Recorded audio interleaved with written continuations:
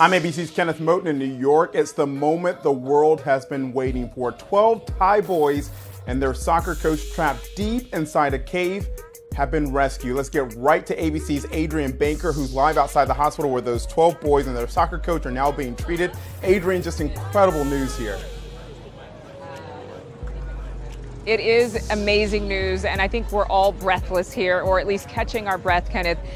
Right now, we've seen 10 ambulances arrive here. So that means that out of all 13, 10 of the boys are inside being treated.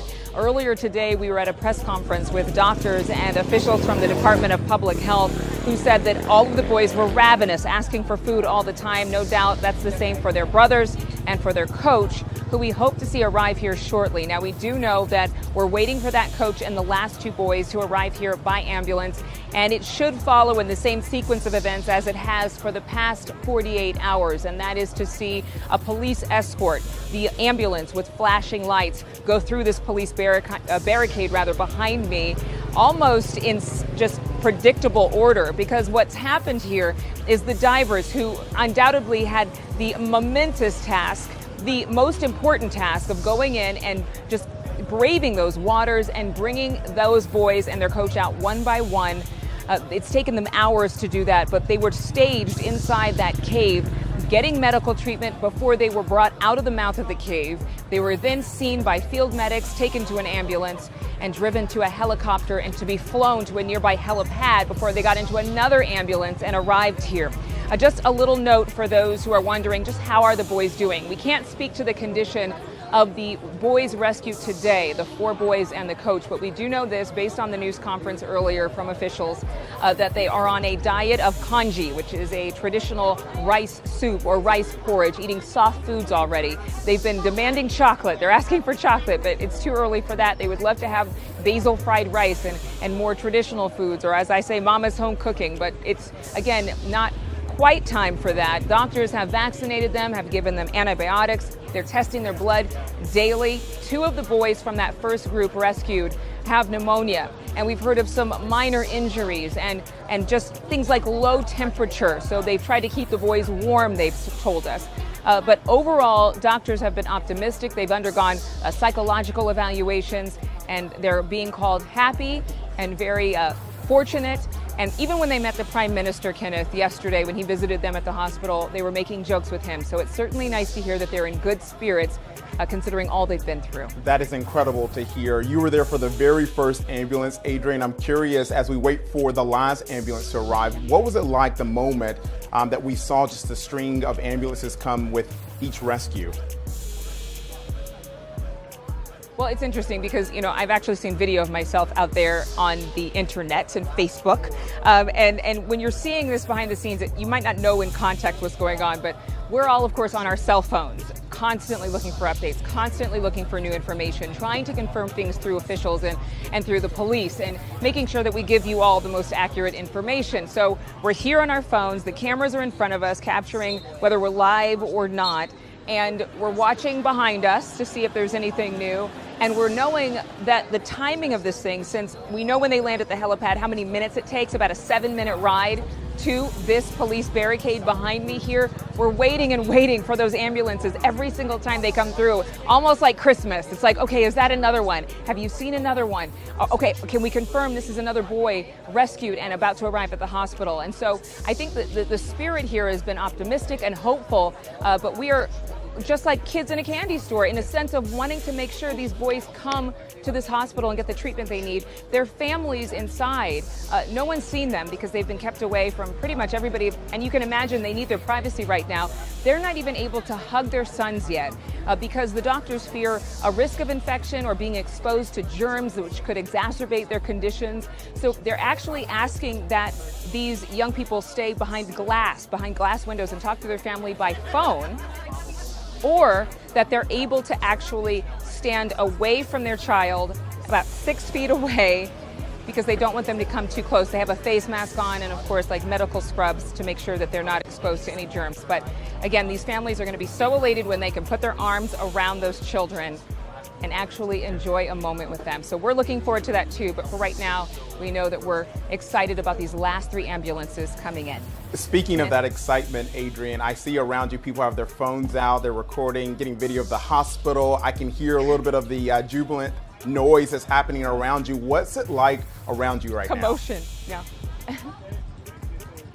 Well, there's this village, we're a small city here ourselves, of journalists with tents and umbrellas and all of our gear. But the people here in Chiang Rai, they've come out more today than any other day that I've been here. You know, since I've arrived, I've been here at the location downtown. But you have local journalists, you have Thai journalists from across the country, and then you have the international media. Some of these folks that you see with their cameras out are likely journalists working on newspaper or websites, but also you've got people who are just coming by to take a look at the spectacle that is us, telling the world that these boys are okay. And just before we went on live, there was a gentleman who came around with a tray of fresh fruit and juices and was offering it to us. And I think he might have just been a local merchant. We're right along a strip of little restaurants here, and they've been so accommodating, allowing us to use their electricity in some cases, which has been nice because we have to charge batteries and things like that. But you saw school children with their uniforms on who had just gotten out of class with their families, and you could see the smiles on their faces. It was funny. Today, the smiles were the biggest. And we were able to talk to some of them too. They're here because they're excited that the children are okay, that the coach is okay. I talked to one woman who told me, she's from Chiang Mai, which is about a 3-hour drive away from here, a larger town. And she said, you know, nobody sees this coach as a bad man. They see him as a good man who did what he could to keep those kids safe inside that cave. And the overall feeling is that they are excited and happy that these boys are coming home. Adrian, you just mentioned it, but there's some question about whether that soccer coach is facing any type of trouble, any type of consequences or punishment for what happened. What more do we know about that? Is there a sense that he will be charged with anything? I have not heard any charges. In fact, I want to say I was listening to our colleague Matt Gutman earlier, who was saying that this young man who has really dedicated himself to these boys with the soccer team, but then inside the cave, he was actually sharing his food with the boys to make sure they ate before he did. And we know that it took several days for the divers to actually get to them. So for the first 9 days, we now know they had a very limited diet, mostly on Coca-Cola. They had a couple bottles of orange juice, some energy drinks, and then some like crackers. And really very little else to actually eat and drink inside that cave. So they were famished, they were malnourished. Once the divers arrived, they were given some type of supplies, some type of a gel, the athletic gel that gives athletes a boost when they're, say, running a marathon. But doctors have been clear to us that they were not in normal health, and they'd literally been starving for days inside that cave. And so you can imagine that they are famished. And again, we've had multiple reports, but the one that I heard today was that this man actually sacrificed so that those boys would stay alive and alert, and it worked. They're coming home. It definitely worked. Adrian Banker, thank you so much on the scene there. I know you will be right there as the last ambulance arrives at that hospital. Let's get over to ABC's Joo-hee Cho. Joo-hee, I'm curious about the local response there. This was a Herculean effort by these Thai Navy SEALs. It was an international effort at that. What more can you tell us about the response to save those boys? Well, first of all, let me tell you where I am. I'm here at the press center, and we are just minutes away from the cave. And when the news broke out that everyone is out and safe, you could hear cheers and laughter and joy. Everyone was clapping. The first day, when the first 4 boys came out, it was also full of joy as well. Now, all these people here, I don't know if you can see behind me, but we were up at the cave for several days, just in front of the entrance of the cave. And then when the authorities decided it was time to do the rescue operation, they put us all down here at the compound of the district office. Now here, what I want to show you, one of the things that I got from talking to the locals. The locals saying, calling the boys the symbol of kindness who are worth the sacrifice, because it's not only about saving lives, but also about saving kindness and peace. Just miraculous, and it's just full of joy. It really is. And we know that the international press community has been there. I see right behind you in those tents. I can hear the commotion as well. Talk about the fact that we've seen the world's media just descend upon Thailand to cover these 12 boys and their soccer coach being rescued. It was just amazing.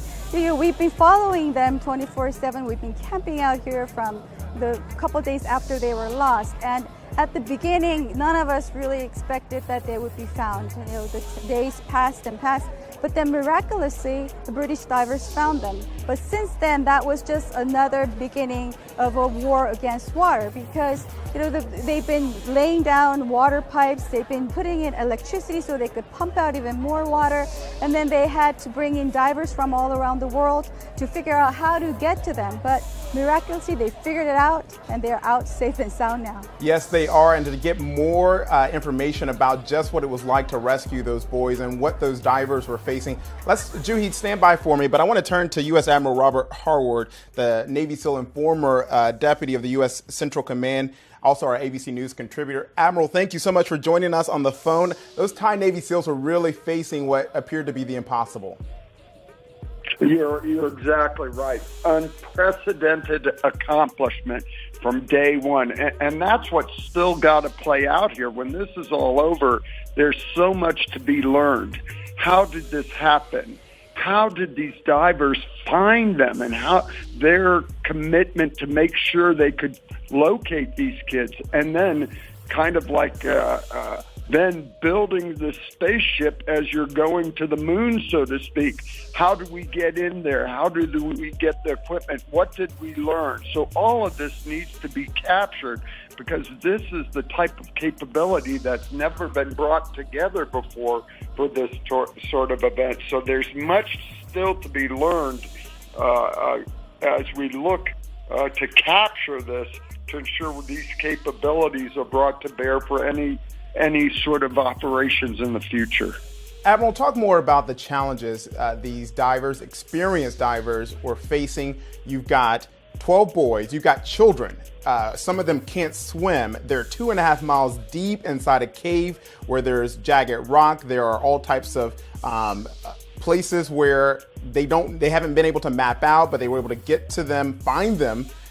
This elite group was able to find them days ago, and then to actually get them out and us make it to this point. Just talk about the challenges that these divers were facing.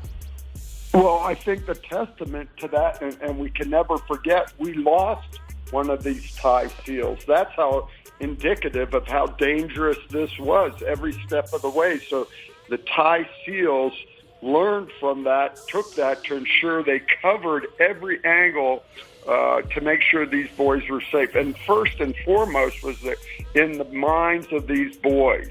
So the Thai SEALs, thanks to their training, because they do diving in close areas for their career, they're trained and educated, had to take some of that knowledge and inculcate that into the boys. Hey, we're going to be with you. I'm your swim buddy. You and I are going to be tied together. I'm going to ensure you're going to be okay. Hey, and this isn't that hard, but in fact it was. They were taking these untrained boys, basically giving them a 101 course in dive physics and confidence to get them out of there. So they had to make sure they say, hey, look, breathe regularly. You can't hold your breath because you may embolize. I'm going to be with you every step. I'm going to be holding you. You got to be holding the line. So they had to train them, basically, educate them, and build the confidence in them to take them on this very hazardous and long journey that took not only physical skills, but emotional skills as well. Admiral, stick around. I want to bring into the conversation our other ABC News contributor and former acting Department of Homeland Security Secretary, John Cohen. John, when it comes to this rescue, I can say that I've never seen anything like it. Have you? It had to be one of the most complex rescue operations you've seen. It was very complex, and this is a great day. But I think there's a few sort of lessons learned that come from this event. One, as mentioned earlier, this incident captured the attention of people all across the globe, and the media coverage of this incident gave people some visibility into the level of thought and planning and training, the equipment that's necessary to conduct a major rescue operation such as this. I mean, this was actually multiple operations in a sense. It was a search and locate, it was a stabilize, it was a rescue mission. You then had to begin immediate treatment, and now we're entering the recovery stage. And it required collaboration between a broad group of individuals, divers, medical personnel, transport officers, communication specialists. But at the end of the day, what really makes an operation such as this a success are the men and women who are willing to put their lives on the line to go in and help others. As the Admiral mentioned, we lost a Navy diver on a Thai Navy SEAL in this operation. But any one of those rescuers were willing to risk their life in order to save these kids and this coach. I think the other thing that should be stressed is this really showcases and highlights the importance of multinational collaboration. You know, while the Thai Navy SEALs are certainly the superstars in this rescue operation, you know, it was the support and the expertise that came in from around the globe. And it really just, from my perspective, showcases or highlights the importance of ongoing multinational training and collaboration between, you know, various countries. Because at the end of the day, in a major incident like this, we all need our friends. We do need our friends. John, I'm curious, when it comes to all eyes of the world on those Thai Navy SEALs, the divers, this operation that was happening, do you think there was more pressure because of the eyes of the world were on them? Obviously, there was the pressure just to save life, but they really couldn't make one mistake here. No, I don't think they felt any additional pressure because the eyes of the world were on them. I think people who serve in these positions are very focused and put enough pressure on themselves to exhibit excellence and as often as they can. But you raise a really interesting point. While this was a very high visibility and significant incident, we should take a second and remember that all across the globe there are men and women who are engaged in first responder, public safety, military operations each and every day. And every day there are people, you know, thousands and thousands of people who conduct maybe not as complex operations, but are engaged in activities where they're willing to put their life on the line, where they're willing to risk their life for the benefit of others. So as we congratulate the responders and the rescuers in Thailand today, and why we feel great about the kids being rescued, and we remember the SEAL who lost his life, we should also say a little bit of thanks for the people around the world who do this each and every day in cities around the globe. Just incredible. And as you said, it was, yes, a successful operation, but we still had the loss of that Thai Navy SEAL who gave his life trying to rescue those boys. And speaking of those boys' condition, I want to bring in our chief medical correspondent, Dr. Jen Action. Later on, we will bring her in to talk about those conditions. But let's go back to Juhi for a second. Juhi, we were talking about the international response and the fact that the world's media was there with you to cover this event. Go back to that moment where the last ambulance was seen leaving that scene. I'm sure there was some jubilance that happened there at your site.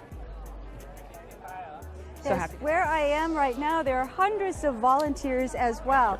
And, you know, as soon as you see a helicopter flying over us, everyone's yaying and cheering on because they know a boy was in there. So you can also see people here cheering for, you know, the safe and soundness of these boys. And the media as well, we're all in this together. But I want to tell you, this is a personal experience. For me, I covered the Sewol ferry that drowned 4 years ago back in South Korea. And we had to watch 300 girls, schoolgirls, drown in the water to death.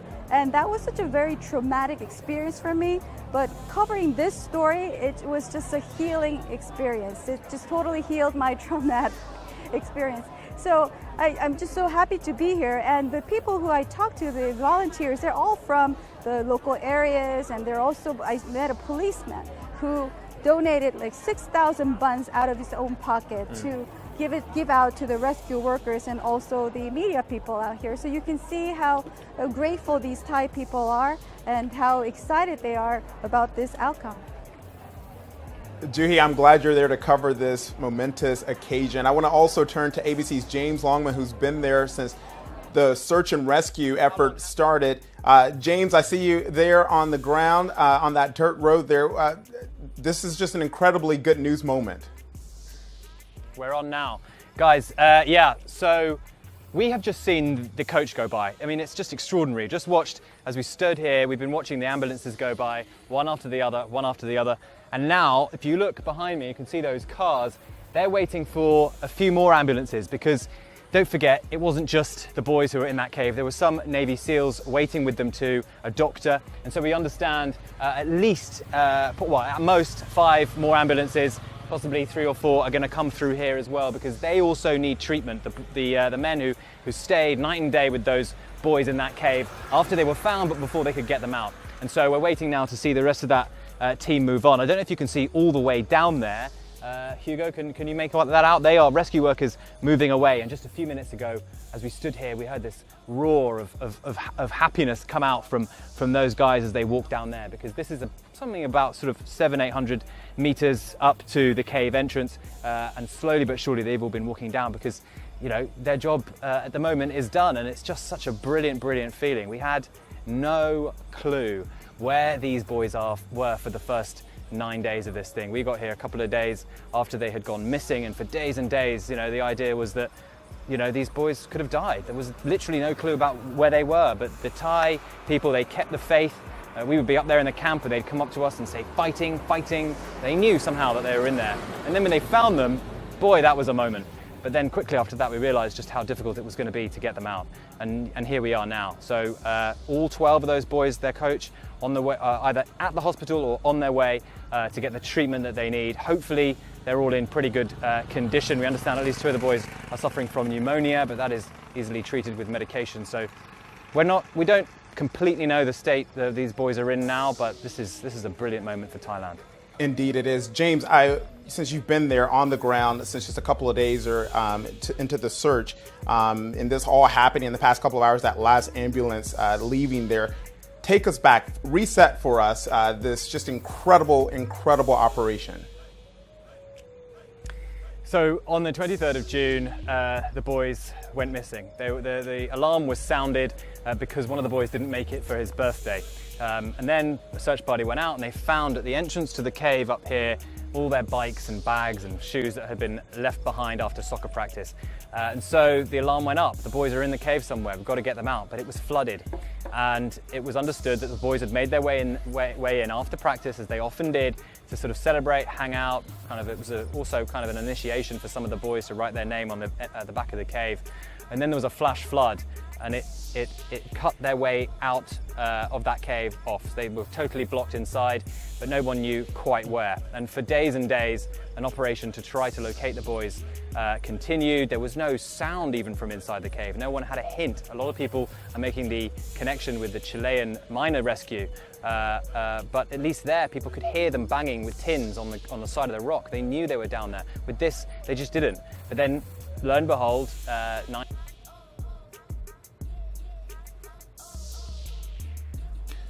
All right, our ABC's James Longman there outside that cave in Thailand. We're going to get back to him in just a moment, but again, let's talk about the conditions of these 12 Thai boys and their soccer coach, what's likely happening with them right now. Dr. Jen Ashton, our ABC News chief medical correspondent, on the phone. Dr. Ashton, thank you for joining us. What is likely happening with their treatment right now?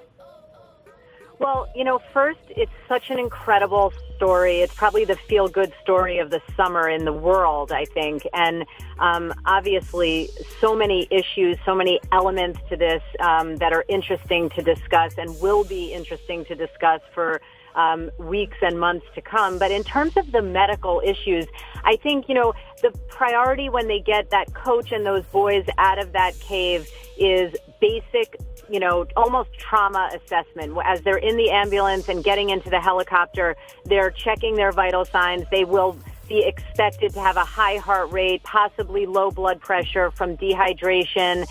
They're going to establish intravenous access and start slowly giving them IV fluids. When they get to the hospital, then it's more sophisticated medical evaluation. They're going to be running a bunch of blood tests to see what their kidney function and liver function is like. Do they have signs of infection? They're going to get cultures if necessary, blood cultures, wound cultures, urine cultures, sputum cultures, and really head-to-toe assessment, including some imaging tests like basic x-rays. we've been hearing a lot about the possibility of infection. Infections in previously healthy people can be treated in a hospital setting. So that's not something that's overly concerning to me. I would expect almost all of these survivors to have some element of some type of infection, whether that's a superficial skin infection or a more serious lung infection, like we've heard reports of a couple of cases of pneumonia, to possible gastrointestinal infections. That's to be expected. Look where they were for over 2 weeks of time. But when you're dealing with people who have an intact immune system and now they have really good quality medical care with antibiotics and medications and adequate hydration and nutrition, infections, the vast majority of the time can be treated very effectively. Dr. Ashton, that road to recovery, are we talking weeks, perhaps even months? You know, it depends. And we have to remember here, we've talked about it a lot on Good Morning America. In medicine, we take care of the whole person, and that includes their spirit, their mental health, their psychological state. That's going to be variable, and no one knows how these people and these children will respond from a psychological standpoint. And I think it's important not to speculate in terms of that. You know, we have to remember also the Thai culture is one that is, you know, heavily based on a very strong spirituality. And that's very important when you go through a trauma like this and a life or death experience. So I think the psychological mental health aspect is going to play out, yes, over a slower time course. But in medicine, there's always an acute phase, then there's a less acute phase, and then we start going out to hours, days, weeks, and months. Certainly, I think anything physical would be expected to be dealt with in a hospital setting in days, possibly a week in a rare situation.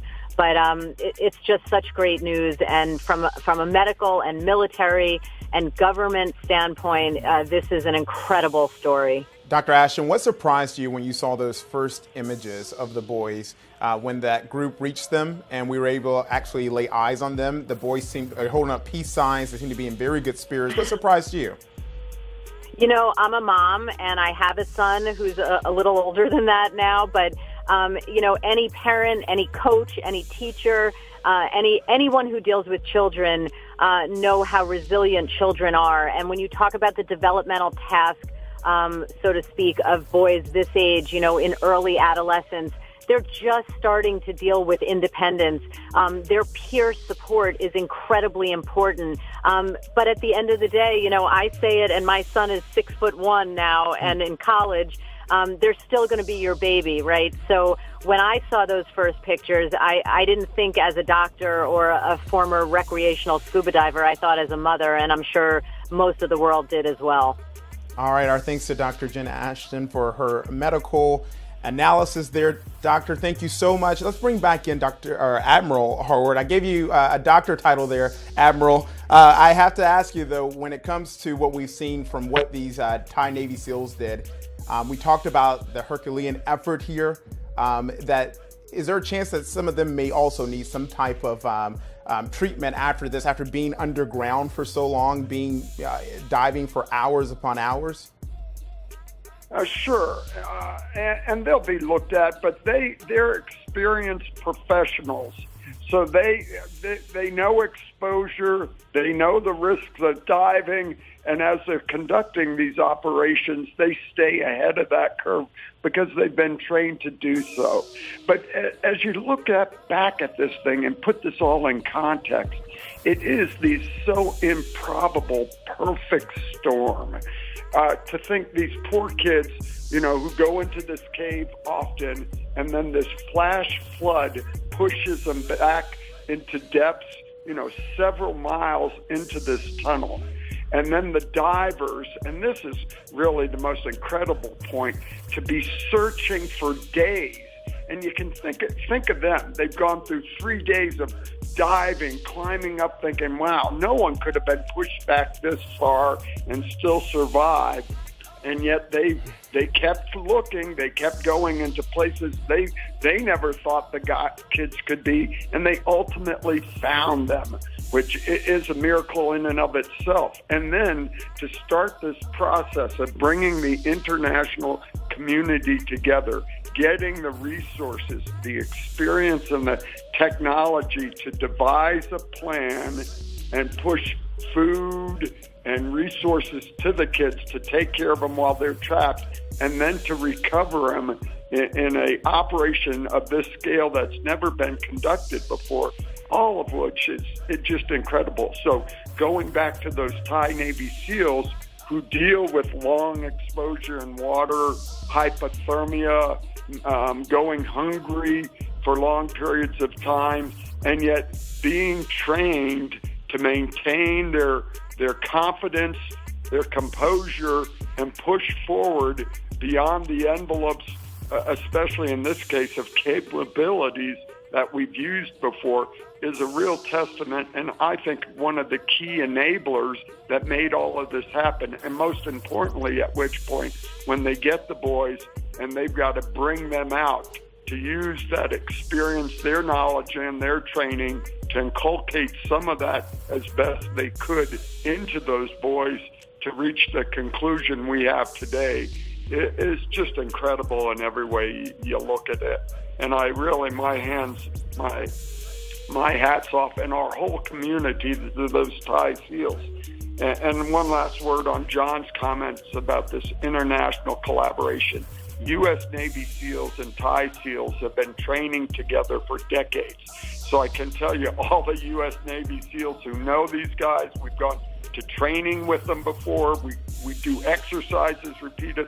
We're cheering for them. In some cases, we're talking to them and giving them their best. We're all just so proud of them and their accomplishments. Extremely proud. Our thanks to Admiral Harward there, bringing it into perspective for us after this Herculean, I can't say it enough, just at a miraculous moment in Thailand after nearly 20 days, those 12 Thai boys and their soccer coach. Let us begin today with a successful end to the rescue efforts in Thailand. All 12 children, along with their soccer coach, are safely out of the cave.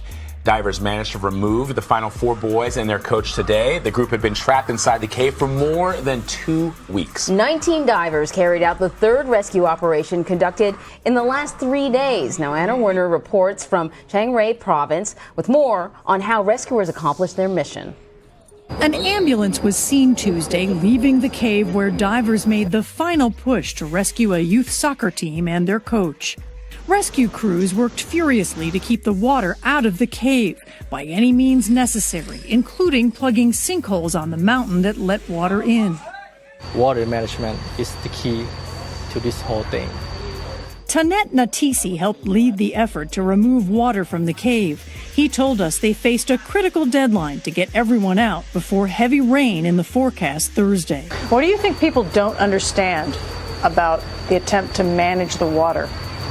I think people just need to realize that, it's really hard to keeping out the water from the cave. We cannot get 100% or even like 50% of it.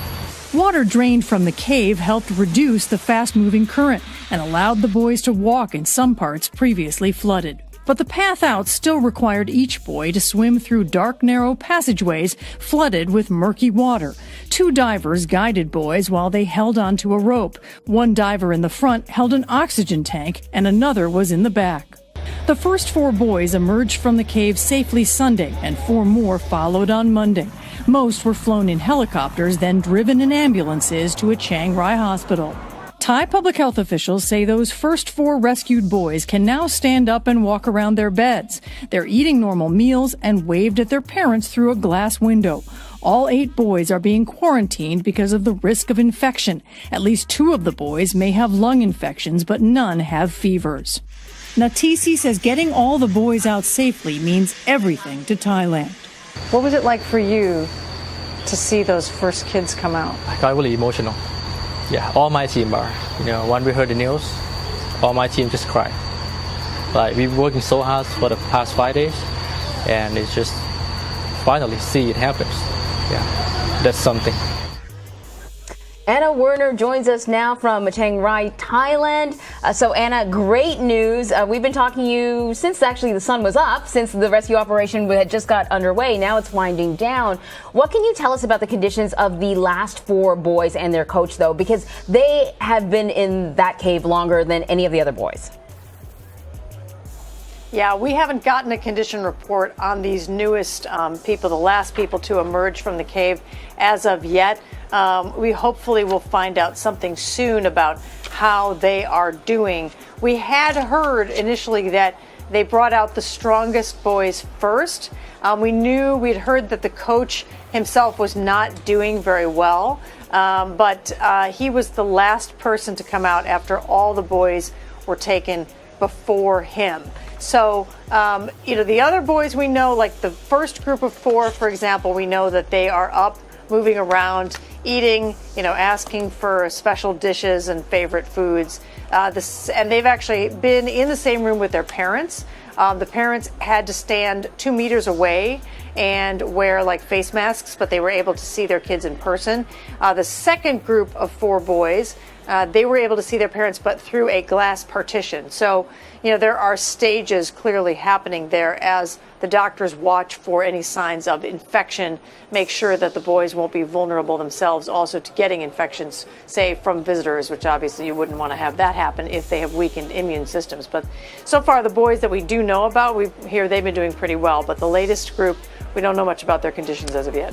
Anna, we've been talking about how it's just important for everybody to just marvel at the miraculous nature, not miraculous, the triumph of the human spirit, the human will, seeing those young boys smiling in some of those images. But I also want you to talk about the scope of the rescue operation that's taken place. This was an international effort. And for people who may be disheartened, who may be thinking that, this world has become more divisive, when you see an operation like this taking place with so many people participating, it does sort of warm the heart and makes you believe that people are actually good. The world came to the rescue, Vlad, right? That's what this was, really. I mean, truly, it starts with the people of Thailand coming to rescue their own, but then people from all different countries go around the world. U.S., UK, Australia, hop over to China, hop over to Japan, over to Finland, then Belgium.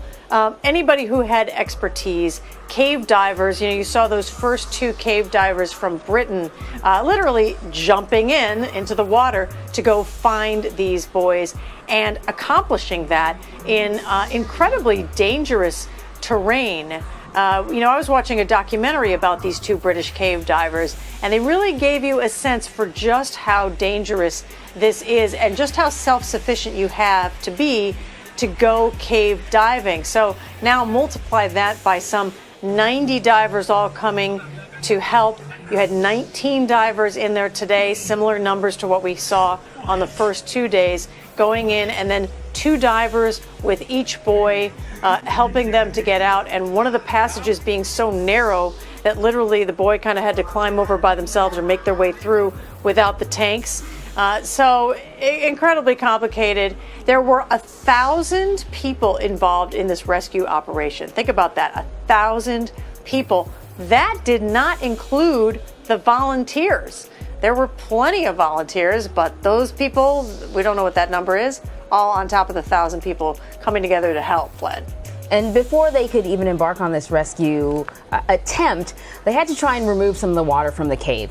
And we heard in your story just how difficult that is. You think, oh, just pump it out. Well, it's not that easy. Can you talk a little bit more about the challenges that they faced? So what really explained this to me a little bit better was when I actually read in a story, I don't remember from where, I regret to say, but they sort of described the cave as an underground river.